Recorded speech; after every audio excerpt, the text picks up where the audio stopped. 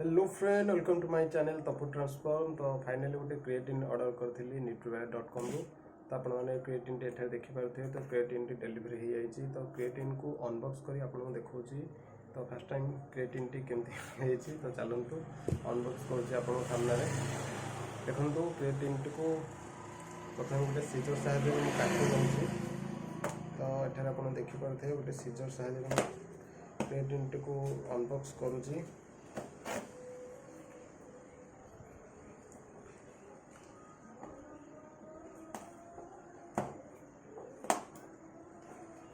तो बहुत nice packaging है क्रिएटिन टी।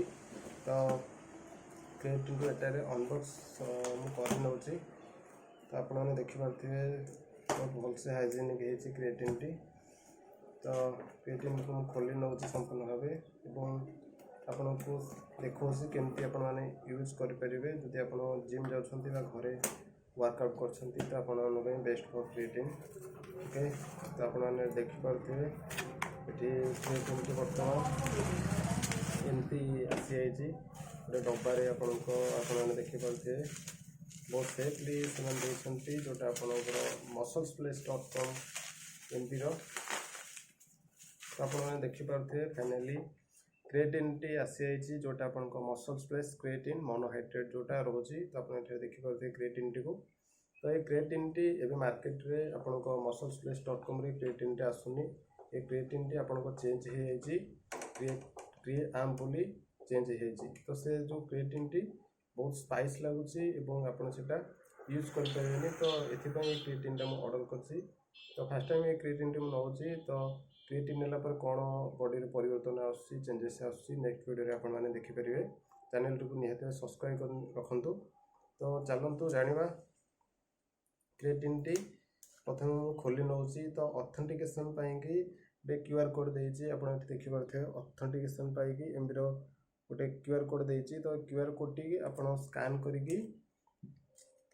जिनसटी ऑथेंटिकेट भी जानीपर। तो देखु ये भी आप डब्बाटी हाइजेनिक दी जाइए। तो चलतु यहाँ केमती आपने तो ये पढ़ी रखुची। तो ये प्राइस वगैरह आप देखिपारे क्रिएटिन टी और ये लिखाई musclesplace MB मोनोहाइड्रेट। ओके तो केमती यूसेज करेंगे देखो। 1 level scope 3 gram in 240 ml water for fruit juice. तो 3 ग्राम 240 ml 240 मिलीलीटर वाटर रे आप नहीं पारे फ्रूट जूस रे कि आप नहीं पारे।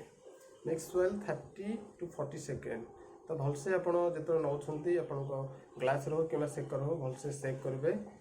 एटलिस्ट आप 30 to 45 सेकेंड टी आपन को यहाँ सेक करने पड़ो। तो सेक कलापर आप नहीं पारे वर्कआउट पूर्व आप नहीं पारे।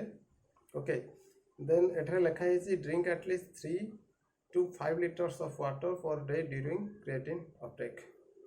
तो सफा सफा लिखाई आप क्रिएटिन रोचे तो दिन को आपको 3 लीटर रू 5 लीटर वाटर पीवाई पड़ो। ओके तो लिखाई। तो चलतु देखा क्रिएटिन टी। तो ये 100 ग्राम क्रिएटिन आपंकर अच्छी मोनोहाइड्रेट। एठारे आपने देखिपे वीडियो टी जूम कर।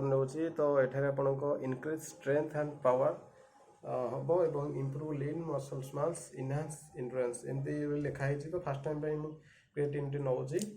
तो आफ्टर 1 month पर कौन रिजल्ट आसो आपको मुझे नेक्स्ट वीडियो रे कहीदेवी। ओके तो वीडियो टी केमी लगे निहाती जनातु और चैनल टी जदि नुआ अच्छा तो चैनल टी सब्सक्राइब करेंगे। Thank you for watching.